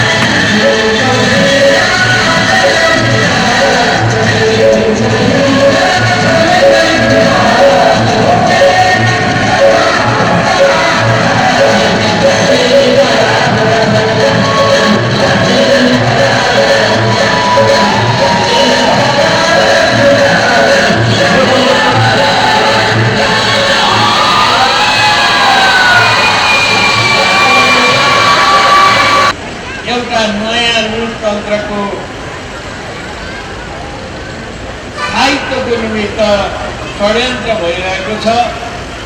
आज हामी यो रणनीतिक मोर्चा अब वर्तमान सामन्ती दलाल तथा नोकरशाही पुँजीवाद र यसको नेतृत्व गरिरहेको दलाल संसदीय व्यवस्था यसले नेपाली जनताको मुक्ति र नेपाल राष्ट्रको स्वाधीनताको रक्षा गर्न सक्दैन।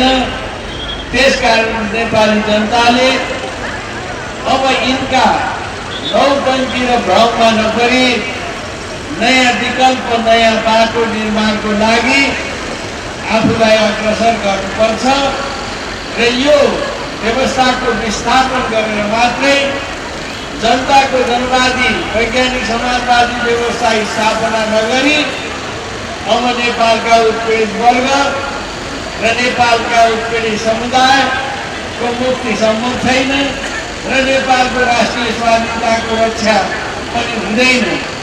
यही सन्देश लिएर हामी तपाईहरुको माझमा रणनीतिक संयुक्त मोर्चाको माध्यमबाट उपस्थित भएका छौँ।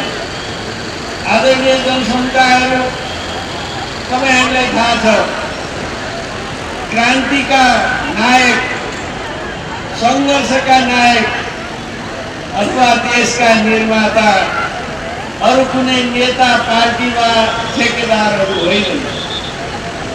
आज विश्वमा जति पनि देशहरू समुन्नत, समृद्ध र न्यायको पक्षमा छन् त्यसका निर्माता त्यस देशका महान क्रान्तिकारी जनता नै। देशको निर्माता कोही ठेकेदार पनि हुन सक्दैन। आज हामी तपाईँ जनताको अगाडि त्यही अपिल लिएर आएका छौँ। हाम्रो भने एउटा बच्चा, एउटा नानी 12सम्म किन पढ्ने भन्दा 12 पास गरेको भोलिपल्ट अस्ट्रेलिया जाने, अमेरिका जाने, कतै जाने। आज तपाईँ देखिरहनु भएको छ हाम्रो देश क्रमशः एउटा वृद्धाश्रममा रूपान्तरित भइरहेको छ। बुढाबुढी बस्ने ठाउँ। हाम्रा युवा युवतीहरू देश छोडेर जाँदैछन्। यसले हाम्रो राष्ट्रको स्वाधीनता, राष्ट्रियता बच्ला, हाम्रो देश जोगिएला। हाम्रा पुर्खाले विगतदेखि जोगाएको हाम्रो राष्ट्रिय स्वाधीनताको रक्षा कसले गर्ला? हाम्रा युवा युवतीहरू देशलाई माया नगर्ने ठाउँमा कसले पुर्याए? आज तपाईँ देखिरहनु भएको छ हाम्रा लाखौं किसान मजदुरका छोरछोरीहरू अरबको 48 डिग्री सेल्सियसको तापक्रममा गधा जोतेर खान्छन्। हाम्रा महिला दिदीबहिनीहरू तपाईले बुझ्नुभयो होला विदेश जान लड्को लाएर गएका छन् र 80% भन्दा धेरै हाम्रा दिदीबहिनीहरूको अस्मिता लुटिएको छ र नेपालमा रोग ल्याएर भित्रिएका छन्, बाँचेका पनि। कसले गरेको काम? तपाईँ यो व्यवस्थाबाट जबसम्म मुक्ति दिलाउन सक्नुहुन्न, तपाईँ हामी जाग्दैनौँ, तबसम्म कैयौँ पुस्तासम्म हाम्रा नेपाली जनता, हाम्रा दाजुभाइ दिदीबहिनीहरूले यही दुःखको सामना गर्नुपर्छ। आज रणनीतिक संयुक्त मोर्चा पहिलो चरणमा तपाईहरुसँग यही प्रश्न सोध्न आउँछ, तपाईहरु कुन बाटो लिनुहुन्छ? यही छटपुस्यालहरूले देखाएको नाटक जसलाई उनीहरूले अस्ति जनप्रदर्शन भने, हामीले त्यसलाई धन प्रदर्शन भन्यौं। पैसा खर्च गरेर करोडौं करोड खर्च गरेर केही मान्छेहरू जम्मा गर्छन्। उनीहरू सत्ता र शक्तिको बलमा केही मान्छे जम्मा गर्छन् अनि हाम्रो प्रशासनिक मेसिनरी सबैलाई दुरुपयोग गर्छन्। हामीलाई थाहा छ यहाँ केपी ओली र प्रचण्डहरूले सभा गरेको भए त्यो माथिको चोकदेखि हाम्रा प्रहरी भाइले एकजना मान्छेलाई हिँड्न दिँदैनथे। तल चाहिँ माथि तल सौरादेखि गाडी बन्द हुन्थ्यो। आज हाम्रो यही काममै सभा विफल्ने गरी दौडाइरहेछ, उहाँहरू चुप्पै हुनुहुन्छ। देखिरहेको भएको छ। मैले यो कुरा किन उठाइरहेको भने उनीहरूले सत्ताको राष्ट्रको ढुकुटीको चरम दुरुपयोग गर्दै केही जनतालाई भ्रम छर्दै अनुचित आश्वासनहरू बाँड्दै मैले भने धनसभाहरू गर्दैछन्। आज प्रचण्ड र ओलीहरू कति करोडको आमसभा गर्ने भनेर चाहिँ प्रतिस्पर्धा गरिरहेका छन्। अब यसको पछाडिको मकसद के हो भन्नुहोला भने यसको पछाडिको मकसद एउटै हो कि नेपाली जनतालाई फेरि भ्रममा राखौँ, फेरि पनि उनीहरूको अलिकति चेतनाको कमजोरीबाट फाइदा लिउँ र अर्को 5 वर्ष भ्रममा लुट चलाउँ र लुटतन्त्रको स्वर्ग कायम गरौँ। उनीहरूको त्योभन्दा अरू कुनै उद्देश्य छैन। त्यसकारण हामी तपाईँ जनता समक्ष आएका छौँ। हामी तपाईँका हाम्रा देशका समस्याहरू के हुन् र यसको समाधान कसले र कसरी गर्ने कुराको रिपोर्ट लिएर तपाईँहरूका आएका छौँ। अब फैसला तपाईँहरूको हातमा छ। नेपाली जनताले यदि यो दलाल व्यवस्था, यो लुटतन्त्र जसले आम नेपाली जनतालाई अहिले यो दुष्चक्रमा फसाएको छ र नेपाल राष्ट्रको स्वाधीनता लुटाएको छ, यसलाई तपाईँ हामीले धेरै हात्ती नै पर्दैन। हामी 80% भन्दा धेरै जनता अहिले पनि गरिबीको रेखामुनितिर छौँ। हामीलाई बाँच्न त्यस्तो ठाउँमा बाटो बनाइएको छ। हाम्रा किसान दाजुभाइहरू परिश्रम गर्छन्, बिहान बेलुका भोकै सुत्छन्। हाम्रा मजदुरहरू महल बनाउँछन्, झुप्पामा बस्छन्। हाम्रा दिदीबहिनीहरू घरका सारा काम उत्पादन गर्छन्, शिक्षा स्वास्थ्य सबै कुराबाट वञ्चित छन्। अब यो व्यवस्थालाई परिवर्तन नगरेसम्म त्यसबाट हामी मुक्त हुन सक्दैनौँ। यी लाखौँ जनता जो आज चाहिँ हामी पीडित छौँ, तपाईँ हामीले मसक्क आँट्यौँ भने हामी 60 महिनाभित्रमा यो दलालहरूको सत्तालाई दुधमाथि झिगा टिपेर फ्याँक्दिन सक्छौँ। अब आज तपाईँहरूले गर्ने कि नगर्ने, आज हामीले गर्ने कि नगर्ने, हाम्रो भविष्य निर्माणको लागि सङ्घर्षमा हामी लाग्ने कि नलाग्ने, पहिलो प्रश्न रणनीतिक संयुक्त मोर्चाको यहाँहरूसँग छ।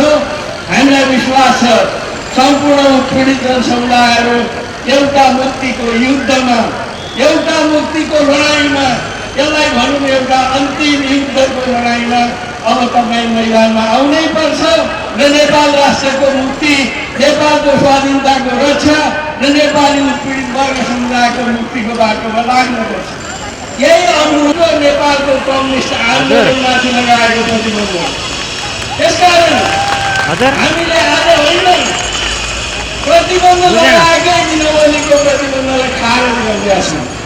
आज त सभाबाट म फेरि पनि उद्घोष गर्न चाहन्छु, तपाईँको प्रतिबन्ध यस क्षेत्रका जनताले खारेज गरिदिए, अस्वीकार गरे र तपाईँको प्रतिबन्ध हामी मान्दैनौँ। किनभने नेपालकै संविधानले पनि पार्टीमाथि प्रतिबन्ध लगाउनु पाइँदैन। विप्लवीहरू शान्तिपूर्ण जनसङ्घर्षको बाटोमा आउन चाहनुहुन्छ, उहाँहरू चाहिँ प्रतिबन्ध लगाउनुहुन्छ किन? यसको कुरा पनि नेपाली जनताले अलिकति बुझ्नु जरुरी छ। नेपाली जनताको बिचमा नेपालको कम्युनिस्ट आन्दोलन अत्यन्त लोकप्रिय छ। जनताले चाहेका छन् कम्युनिस्टहरू, सत्य कम्युनिस्टहरूले शासन गरून् र जनताको पीडाबाट जनतालाई मुक्ति दिउन्, देशको स्वाधीनताको रक्षा गरून् चाहेका छन्। यिनीहरू जो गद्दारी कम्युनिस्टको नाममा सत्तामा छन्, ओली प्रचण्डहरू, वास्तवमा यिनीहरू दुईटै एउटै हुन्। यिनकै सरकार छ अहिले पनि, यिनको पार्टी एउटै हो। अहिले तपाईँ हाम्रो अगाडि भ्रम सिर्जना गर्न आइरहेको मात्रै, यिनीहरू फुटिसकेका छैन, फुटे पनि यिनको अर्को बाटो पनि छैन। के गर्ने? लोकतन्त्र गणतन्त्र के जातिमाथि बलियो हमला गर्यो भने कुरा त्यो एउटै, उसले नयाँ कुरा के लिएर आउने? त्यसबाट हुनाले यिनीहरूले आफूलाई कम्युनिस्टका नाममा जो ठगी गरे, यी कम्युनिस्टका नामका ठगहरू पुऱ्याउनु हो नि त। मैले यसलाई बेला बेला भनेको छु, यो विभीषणहरू हुन् यिनीहरू। विदेशी साम्राज्यवादले प्रतिक्रियावादले नेपालको कम्युनिस्ट आन्दोलनलाई सिद्ध्याउन तयार गरिएका पात्रहरू हुन् यिनीहरू। तपाईँलाई म एउटा कुरा स्मरण गरौँ, तपाईँहरूले रामायण पढ्नु भएको छ। रामायण पढ्दा त्यो रामचन्द्र र रावणको ठुलो युद्ध हो। रामचन्द्रलाई त्यो रावणलाई चाहिँ रामचन्द्र लेख्छ, हामी आउँदा दिनहरूमा अहिले हामी सन्देश सभा गर्दैछौँ, जनतासँग अनुरोध सभा गर्दैछौँ, हामी हाम्रा सूचनाहरू सम्प्रेषण गर्दैछौँ। हाम्रो रणनीतिक संयुक्त मोर्चाको एउटै मात्र ध्येय छ, वर्तमान राजनीतिक सत्ता जो दलाल नोकरशाही परिवारको राजनीतिक सत्ता हो, त्यो सत्तालाई विस्थापित गरेर हामी जनक्रान्ति र जनसङ्घर्ष र जनताको बलद्वारा जनताको जनवादी व्यवस्था स्थापित गर्न चाहन्छौँ। अब तपाईँ नेपाली जनताले त्यो क्रान्तिमा साथ दिनुपर्छ भनेर हामी तपाईँहरूसँग आएका छौँ। संसद पुनर्स्थापना वा चुनाव अहिलेको समस्याको समाधान होइन, यसको अलिकति व्याख्या गर्ने समय भएन। यो विदेशी प्रतिक्रियावादीहरू विशेषतः इन्डो अमेरिकी षड्यन्त्रको उपज हो। यो चाहिँ प्रतिगमनको चाहिँ योजनाभित्र बुनिएको तानाबाना हो। यसले समस्याको समाधान दिँदैन, यसलाई मिल्काएर जनताको राज्य सत्ता ल्याउने जनसङ्घर्ष, आम उत्पीडित वर्ग समुदायको मुक्तिको लागि गरिने सङ्घर्षमा आउनु। हामी हिंसा चाहँदैनौँ, हामी बल प्रयोग होइन, हामी अहिले शान्तिपूर्ण जनसङ्घर्षकै बाटोमा जान्छौँ। लाखौँ लाख नेपालीहरूको पीडालाई बोकेर हामी लाखौँ लाख नेपाली जनताको सहयोगमा तिम्रो राज्य व्यवस्थालाई विस्थापित गर्न सक्छौँ र गर्नुपर्छ भनेर हामी आएका छौँ। यस काममा महान नेपाली जनता, यस क्षेत्रका चाहिँ क्रान्तिकारीहरू सबै एकताबद्ध भएर र यसको सबै देशभक्तहरू, सबै सच्चा लोकतन्त्रवादीहरू, प्रगतिशील वामपन्थी शक्तिहरू र देशलाई माया गर्ने सबै ताकतहरू एक ठाउँमा बसौँ र एकपटक फेरि रणनीतिक संयुक्त मोर्चाको झन्डाबन्दी रहेर एउटा अन्तिम युद्ध लडौँ, जुन युद्धले नेपाली जनतालाई मुक्ति दियोस्, जुन युद्धले नेपाल राष्ट्रिय स्वाधीनताको रक्षा गरोस्। यस कामको समर्थन, सहयोग र गतिशीलताको लागि हामी आह्वान गर्न हिँडेका छौँ र तपाईँहरूले निश्चय नै पनि कम्युनिस्ट आन्दोलनलाई माया गर्ने शक्तिहरूले यसलाई गम्भीरतापूर्वक लिनुहुनेछ र एकपटक यो व्यवस्थाको समाप्तिको लागि सङ्घर्षको मैदानमा उठाउनुहुनेछ। हामीहरू सङ्घर्षका योजनाका साथ आउनेछौँ। यति भन्दै म आफ्नो भनाइ पुर्याउँछु। हस्, धन्यवाद। कमरेड ऋषिराम पत्तलज्यूलाई रामप्रसाद नेपालीजी तपाईँ कहाँ हुनुहुन्छ? भोला अन्सारीलाई भेट्नु होला।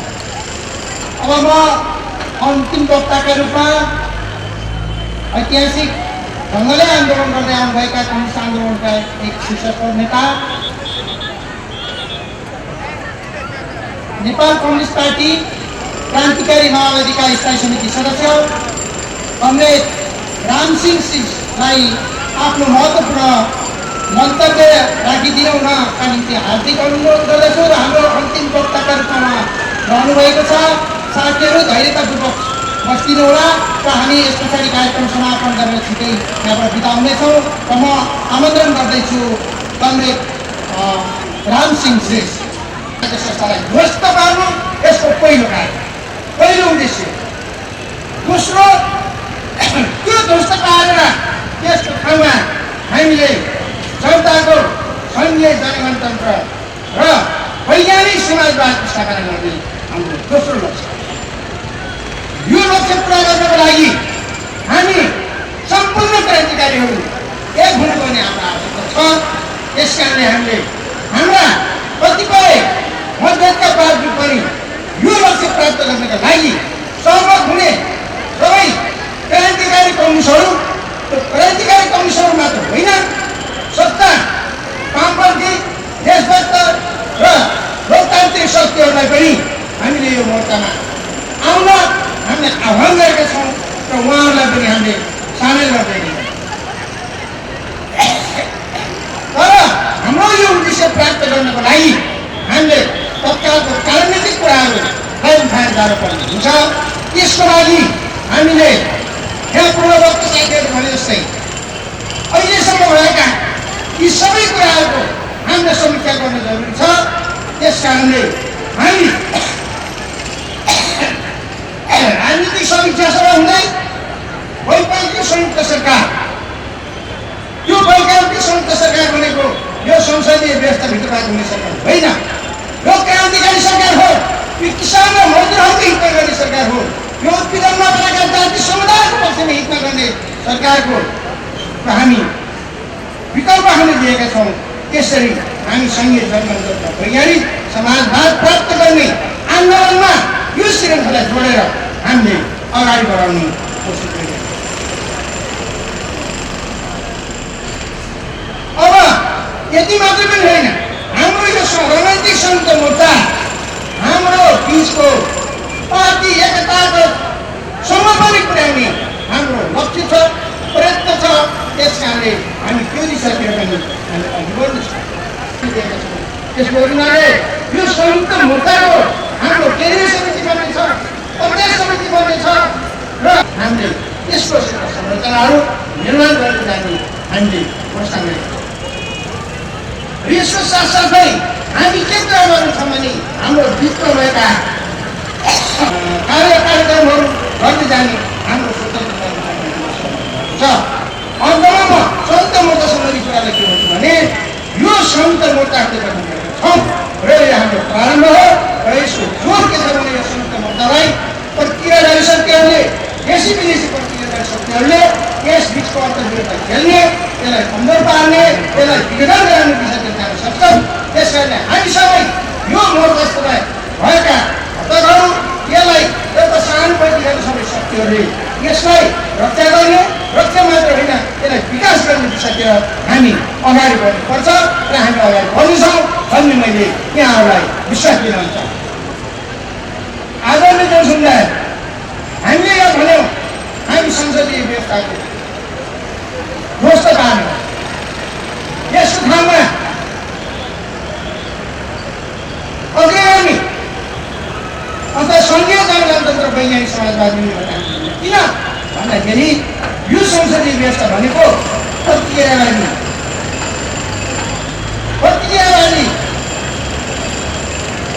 शोषक वर्गको चाहिँ व्यवस्था हो। यो राज्य सत्ता भनेको शोषक वर्गको राज्य सत्ता हो।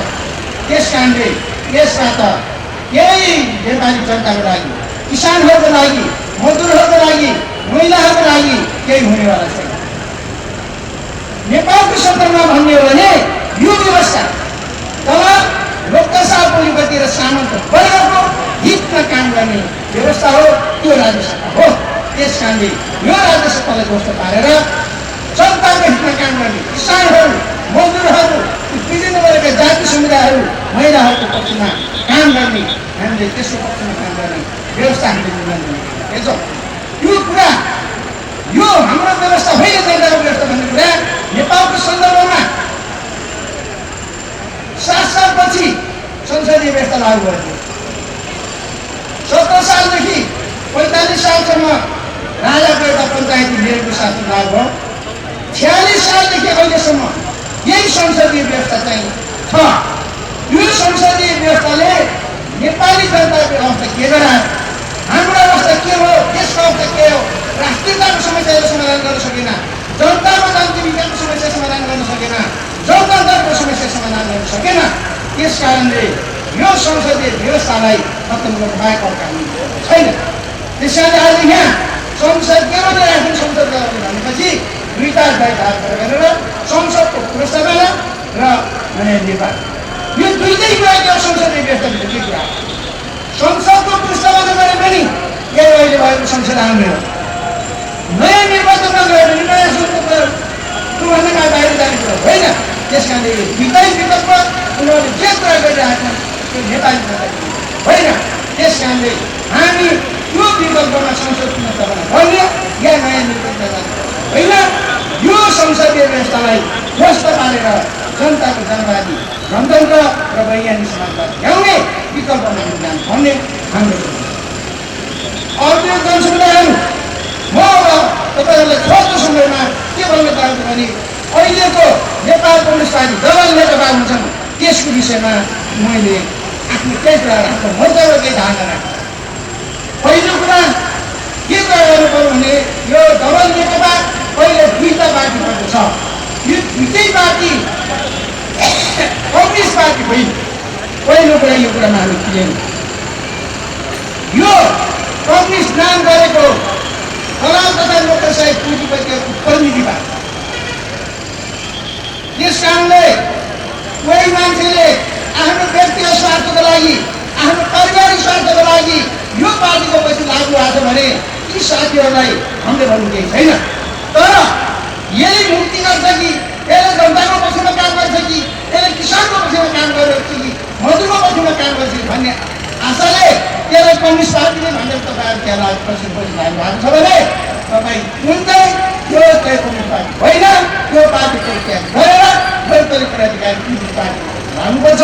मैले यहाँबाट यहाँ सबैलाई त्यो आह्वान गर्न चाहन्छु। अब त्यसपछि यो पार्टीभित्र जो विवादहरू आइरहेको छ हाम्रो सबै गाउँले त तपाईँहरूको क्रान्ति हो हामीले बुझेको क्रान्ति हो। जनताको समस्याको विषयमा राष्ट्रियताको समस्याको विषयमा जनजीविकाको समस्याको विषयमा त्यहाँ बहस भएको छैन। उनीहरूको बहस उनीहरूको विवाद कहाँबाट छ भन्दाखेरि पदको विषयमा प्रतिष्ठाको विषयमा कसले कति पाउने मन्त्री हुने राजनीति हुने विभिन्न यता लाखको पदमा आफ्ना व्यक्ति आफ्ना नेताहरू जाने कुरामा तथाको मथाको सङ्घर्ष त्यो चलिरहेको हुनाले उनीहरूकोबाट त्यो विकास हुन सक्दैन। अब यति हुँदाले पनि तर एउटा कुरामा हामीले के स्पष्ट गर्न चाहन्छौँ भने 55सम्म र ओलीसम्म समानान्तर चाहिँ होइन। 55हरू यथास्थिति राख्नु। त्यस कारणले हुन् उनीहरूले अहिलेकै संसदलाई पुग्न सक्ने पनि यही भन्न चाहन्छ। तर ओलीले नेतृत्व गरेको चाहिँ एउटै उदाहरण यहाँ पूर्वको साथीहरूले भन्नुभयो कि नाभिले मुद्दा लाउन सकिन्छ नाभिलाई बढ्न सकिन्छ हुँदैन भने यो पार्टीमाथि प्रतिबन्ध लगाउने काम उनीहरूले छोडेको त्यो संविधान उनीहरूले भनेको संविधान हामीले त त्यो संविधान जनताको संविधान होइन। त्यो कालो संविधान हो। त्यो संविधानलाई खारेज गर्नुपर्छ र जनताको जनसंविधान ल्याउनुपर्छ भन्ने आइरहेको थियो। तर तिमीले यो हाम्रो चाहिँ एसियामै विश्वमै सर्वोत्कृष्ट संविधान भन्नेहरूले पनि त्यो संविधानमा नभएको कुरा राजनैतिक पार्टीमाथि प्रतिबन्ध लगायो। त्यस कारणले हामी के भन्छौँ भने सबभन्दा पहिले विप्लवले नेतृत्व गर्नुभएको विप्लवले नेतृत्व गर्नु नेकपामाथि प्रतिबन्ध तुरन्त खारेज बिहान त्यो प्रतिबन्ध हटाउनुपर्छ पहिलो कुरा। दोस्रो कुरा उनीहरूको नेता तथा कार्यकर्ताहरू छन् तिनलाई जेलमा विभिन्न ठाउँमा हुनेको छ तिनीहरूलाई बिना साथ तुरन्त रिहा गर्नुपर्छ। दोस्रो कुरा। तेस्रो कुरा उनीहरूले उठाएका मुद्दाहरू राजनीतिक मुद्दा हुन्छ। ती राजनीतिक मुद्दालाई दमनबाट होइन प्रतिबन्ध लगाएर होइन राजनीतिक हिसाबले त्यसलाई हल गरेर जानुपर्छ। त्यस कारणले यस व्यक्तित्व गर्दैन प्रतिबन्ध लगाएर समस्या हल गर्ने गर्दा प्रतिगामी किसिमको मान्छ भने नेपाली जनताले त्यसको हिसाब किताब त्यहाँ बुझ्नुपर्छ। नेपालको इतिहासले राजनीतिक पेला उनीहरू गरिसकेको छ। पञ्चायतले दलै खोल्नु दिएको पञ्चायत कार्य 30 वर्षसम्म पञ्चायत कार्य पञ्चायत व्यवस्थामा राजा पार्टी खोल्नु दिएन। तर पार्टीले खोल्नु दिएन गयो 46 सालको जाको बन्दलपछि बहुमत ल्याएर त्यो हुनेवाला छैन। यसको चाहिँ एउटै मात्र क्रान्ति हो। क्रान्तिको बाटो मात्र यो हुनेछ। त्यस कारणले यो क्रान्ति जनताको पक्षमा शोषित पीडित वर्गको पक्षमा हुनेछ। त्यस कारणले यो साथीहरू भनिसक्नुभयो कि हामीले यो सामान्य त हाम्रो यो किसिमको कास्टिङ हो हाम्रो चुनाव हो। सहभागी भइदिनुभएका सम्पूर्ण जनसभाहरूलाई म धेरै धेरै धन्यवाद दिन चाहन्छु।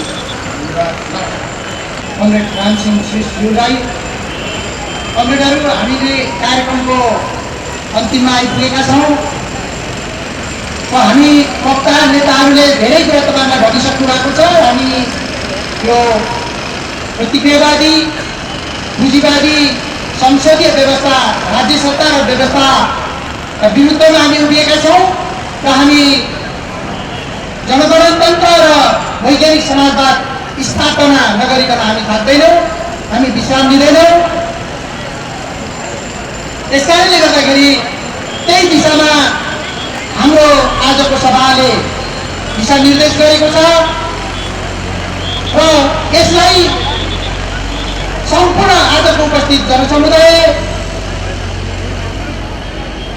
पत्रकार मित्रहरू, बुद्धिजीवी साथीहरू, विभिन्न क्षेत्रबाट आउनुभएका हामीलाई शुभकामना दिन आउनुभएका बौद्धिक सङ्घ सङ्गठनका साथीहरू, उहाँहरूले हामीलाई महत्त्वपूर्ण सुझावहरू, महत्त्वपूर्ण भनाइहरू राखेर दिँदा आउनुभएको छ। साथीहरू, अब हामी हाम्रो कार्यक्रम देशका विभिन्न भागमा सञ्चालन हुने कुरा पनि तपाईँहरूलाई जानकारी प्राप्त भएकै छ र केही कुराहरू राख्दै आफ्नो भनाइ अन्त्य गर्नुभन्दा अगाडि जो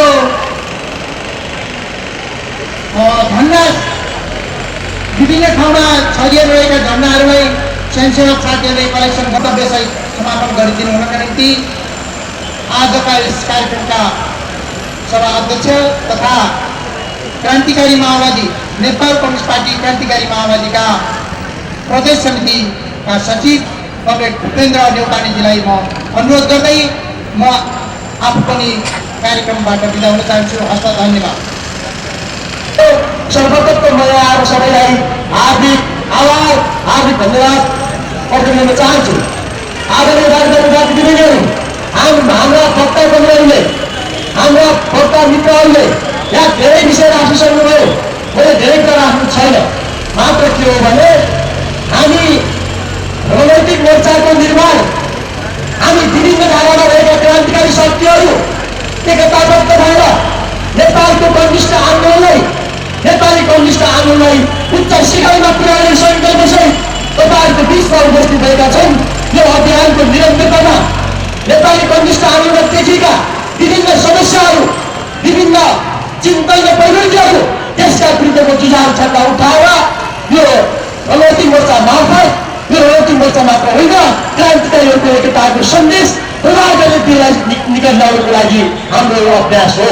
र यो अभ्यासका साथसाथै कम्युनिस्ट पार्टीमाथि लगाएको प्रतिबन्ध र कम्युनिस्ट पार्टीले अहिले भूमिगत अवस्थामा बस्नुपर्ने स्थितिलाई हामीले ध्यानमा राखेर हामीले भनिरहेका छौँ र हामी सबै स्तरबाट, सबै आन्दोलनबाट यस्ता सबै संविधानहरू, यस्ता व्यवस्थामा सबै प्रक्रियाहरू खारेज गरेर जनताको सङ्घीय जनगणतन्त्र, वैज्ञानिक समाजवादमा फर्को मार्ने यथास्थिति आवश्यकताले तपाईँको चाहिँ पुरातन शक्तिहरूको जुन विरासतलाई तोड्ने र हामीले सबै ठाउँमा क्रमभङ्ग अब ल्याउने, क्रमभङ्गताबाट अगाडि बढ्ने निर्माण चेष्टाहरू हामीले सञ्चार गरेका छौँ।